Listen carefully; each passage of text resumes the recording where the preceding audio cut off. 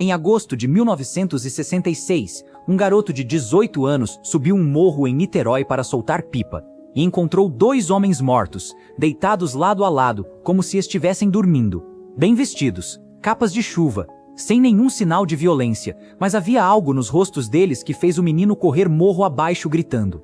Sobre os olhos de cada um, uma máscara artesanal feita de chumbo.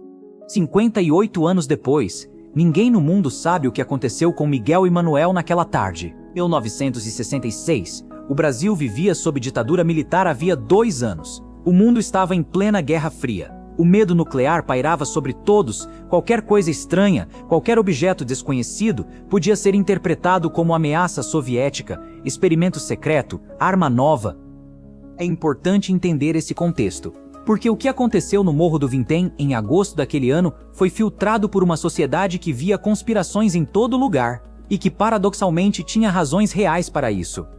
Niterói era, em 1966, uma cidade separada do Rio de Janeiro, com vida própria, bairros operários, morros cheios de comunidades. O Morro do Vintém ficava num ponto remoto, terreno íngreme, vegetação densa, sem acesso fácil, o tipo de lugar onde adolescentes iam soltar pipa e casais iam namorar longe dos olhos da família. Era também, segundo os moradores mais velhos, um lugar com má fama. Diziam que contrabandistas usavam o morro como ponto de encontro. Que negócios obscuros aconteciam ali. Ninguém falava abertamente. Era o tipo de coisa que se sabe, mas não se diz. Manhã de 20 de agosto de 1966. Jorge da Costa Alves, 18 anos, sobe o Morro do Vintém com sua pipa. É um hobby simples, barato, que ele pratica toda semana. Ele conhece o morro, sabe os caminhos, as pedras, onde a brisa é melhor. Ele não estava esperando encontrar nada de especial. Os 2 corpos estavam deitados de costas sobre folhas de palmeira, lado a lado, em posição quase simétrica, como se tivessem se deitado deliberadamente, com cuidado. Ternos escuros, capas de chuva por cima, apesar de que não havia chovido naquele dia de forma significativa, gravatas, sapatos engraxados. E sobre os olhos de cada um, uma peça de chumbo moldada à mão, cobrindo os olhos como óculos improvisados. Fabricadas artesanalmente, dava para ver as marcas de martelo no metal. Jorge desceu o morro em disparada. Foi até a delegacia mais próxima. A polícia não subiu imediatamente. Disseram que ia verificar. Mas o morro era difícil de acessar. Estava começando a chover. E o relato de um adolescente sobre 2 homens deitados com máscaras de chumbo soou, aos olhos do delegado de plantão, como exagero. Os corpos ficaram lá por mais um dia. Quando a polícia finalmente subiu, no dia 21, os corpos já estavam em estado avançado de decomposição. E com eles, uma garrafa de água mineral vazia, 2 toalhas, recibos de uma loja de plásticos e de um bar próximo, um caderno de anotações com símbolos desconhecidos, e as 2 máscaras de chumbo. Miguel José Viana tinha 34 anos, casado, pai de família, natural de Campos dos Goitacazes, no norte do Rio de Janeiro. Trabalhava como técnico em eletrônica, consertava televisores, rádios, aparelhos elétricos. Era bom no que fazia, tinha clientes fiéis, ganhava bem para os padrões da cidade. Manuel Pereira da Cruz tinha 32 anos. Também casado, também técnico em eletrônica, também de Campos. Os 2 eram amigos de longa data, colegas de profissão. Espíritas convictos, frequentavam o mesmo centro espírita, liam os mesmos livros, compartilhavam as mesmas crenças. E compartilhavam algo mais, uma fascinação crescente, quase obsessiva, com a possibilidade de contato com inteligências extraterrestres. Isso, em 1966, não era tão incomum quanto parece hoje. O mundo vivia a corrida espacial. Os EUA e a URSS lançavam foguetes toda semana. A ideia de vida fora da Terra estava em todos os jornais, todos os programas de rádio. E no meio espírita kardecista brasileiro, havia uma linha de pensamento que conectava o espiritismo com a existência de seres de outros planetas, seres evoluídos que poderiam se comunicar com humanos preparados. Miguel e Manuel acreditavam que eram esses humanos preparados. Meses antes de morrerem, vizinhos os viram fazendo experimentos estranhos no quintal de Miguel, martelando tubos de chumbo, anotando coisas em cadernos com códigos.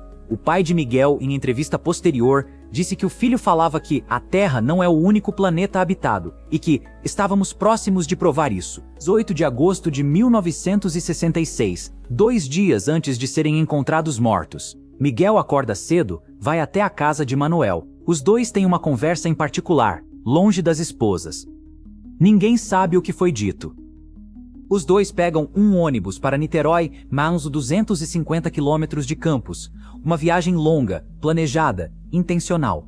Chegam a Niterói por volta das 14h30. A primeira parada é numa loja de plásticos, onde compram 2 capas de chuva impermeáveis, pagando à vista, guardando o recibo.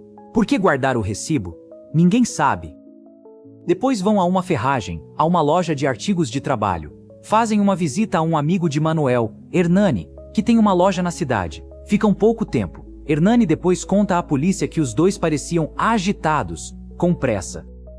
Por volta das 16 horas, entram num bar perto do Morro do Vintém. Pedem uma garrafa de água mineral. A atendente, uma jovem chamada Neuza, nota que Miguel olha para o relógio a cada 2 ou 3 minutos, como se tivesse uma hora marcada, como se pudesse se atrasar para algo. Às 16h, um vigia chamado Raulino de Matos diz ter visto os 2 homens chegando ao morro, em companhia de outros 2 homens num jipe. O motorista era loiro, com sotaque estrangeiro. O jipe foi embora. Miguel e Manuel subiram a pé. Nunca mais desceram. Entre os objetos encontrados com os corpos havia um caderno, pequeno, de capa preta, com páginas amareladas pela chuva e pela decomposição. Dentro, anotações em uma mistura de português, símbolos desconhecidos, sequências numéricas. Parte do conteúdo foi decifrada pela polícia, e o que estava lá era perturbador, não pelo que dizia, mas pelo que sugeria. Havia instruções, uma sequência de passos, referências a tomar a cápsula depois do efeito da máscara, referências a estar no local às 16h30, mais exatamente o horário em que o vigia os viu chegando, referências a aguardar o sinal luminoso. A máscara de chumbo, segundo a interpretação mais aceita pelos investigadores, servia como proteção para os olhos contra uma luz intensa que esperavam encontrar, o tipo de proteção que se usa quando se está perto de solda ou de radiação. Mas proteção contra o quê, exatamente? Contra uma nave? Contra uma experiência parapsicológica com o uso de substâncias? Contra um ritual que envolvia algum tipo de energia? A cápsula mencionada no caderno nunca foi identificada. Não havia nenhuma cápsula com os corpos. Ou ela foi consumida, o que explicaria a causa da morte. Ou foi levada por quem estava com eles naquele morro. O caderno foi periciado. Os símbolos nunca foram completamente decifrados. E então o caderno desapareceu dos arquivos da delegacia. Assim, simplesmente. Sumiu. Na noite do dia 17 de agosto, a noite anterior à morte de Miguel e Manuel, a dona de casa Gracinda Barbosa de Souza estava num carro com os filhos nas redondezas do Morro do Vintém. Ela viu algo. Um objeto de forma arredondada, cor laranja, envolto por uma faixa vermelha brilhante, pairando sobre o morro por alguns minutos. Silencioso. Depois sumiu. Ela não era a única. Outras 4 testemunhas independentes ligaram para a polícia e para estações de rádio naquela noite, relatando o mesmo objeto. Descrições consistentes: redondo, laranja, faixa vermelha, sem som. A polícia registrou os relatos e não fez nada com eles. Mas em 1980, um cientista chamado Jacques Vallée resolveu ir pessoalmente investigar. Vallée não era qualquer pessoa, era um astrofísico francês que havia trabalhado para a NASA, consultor do Projeto 7, um dos pesquisadores mais respeitados no estudo de fenômenos aéreos não identificados. Vallée subiu o Morro do Vintém acompanhado do detetive que havia trabalhado no caso original e de um repórter policial. Quando chegaram ao local onde os corpos tinham sido encontrados, 14 anos depois, notaram algo estranho. A vegetação ao redor não havia crescido. O solo estava estéril, como se tivesse sido queimado por calor extremo e concentrado em algum ponto do passado. Vallée coletou amostras de terra, publicou os resultados. Mas sem acesso ao caderno desaparecido e sem novas testemunhas, o caso não avançou.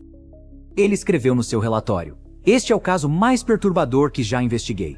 Não porque não haja explicação, mas porque as explicações disponíveis são todas igualmente impossíveis. Ao longo de quase 6 décadas, Surgiram teorias para explicar o que aconteceu com Miguel e Manuel. Nenhuma é completamente satisfatória. Cada uma tem lacunas, mas algumas são mais plausíveis que outras. Teoria 1 - latrocínio. Foram roubados e assassinados. O dinheiro que levaram de Campos quase não foi encontrado com os corpos. O Morro do Vintém era reduto de contrabandistas. Problemas. Não havia sinais de violência nos corpos. E por que ladrões comuns teriam interesse nas máscaras de chumbo? Teoria 2 - overdose ritual. Tomaram uma substância psicodélica como parte de um ritual para tentar o contato extraterrestre. A cápsula mencionada no caderno era uma droga. Morreram por overdose, intoxicação ou por uma queda durante a alucinação. Problemas. A decomposição impediu toxicologia adequada. As vísceras apodreceram antes do exame. Falaremos disso no próximo bloco.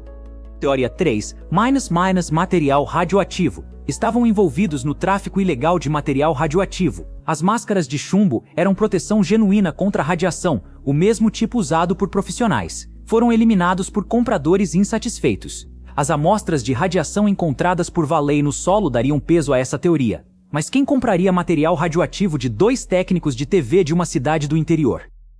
Teoria 4 - experimento parapsicológico oficial. Trabalhavam para algum grupo, possivelmente ligado ao governo, possivelmente estrangeiro, que investigava fenômenos paranormais. O homem loiro de sotaque estrangeiro no jipe. O caderno com símbolos que pareciam codificados profissionalmente, não artesanalmente. Teoria 5 - contato real. A teoria que eles próprios acreditavam. Foram ao morro para encontrar algo. Encontraram.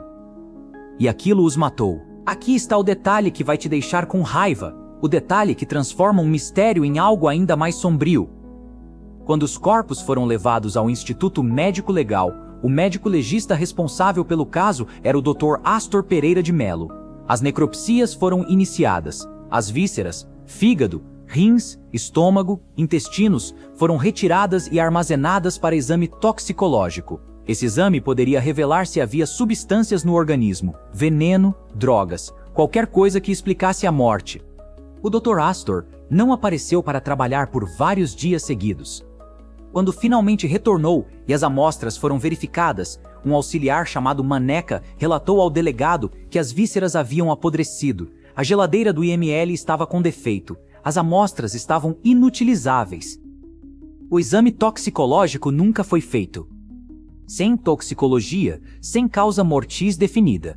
O laudo final disse apenas causa indeterminada. O caso foi arquivado em 1969, nem anos depois, por falta de provas. Coincidência? Negligência? Ou algo mais intencional? O caderno sumiu dos arquivos. As vísceras apodreceram. O médico sumiu por dias. O homem loiro do jipe nunca foi encontrado.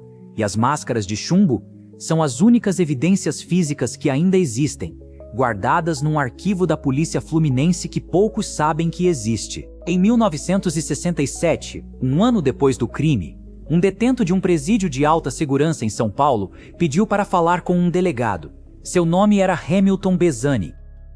Bezzani disse que estava envolvido na morte de Miguel e Manuel, que ele e mais 3 comparsas haviam planejado o crime junto com um dos líderes do centro espírita que os dois frequentavam em Campos. O motivo, segundo ele, era financeiro. Miguel e Manuel tinham levado dinheiro para o morro, e o grupo planejava roubá-los.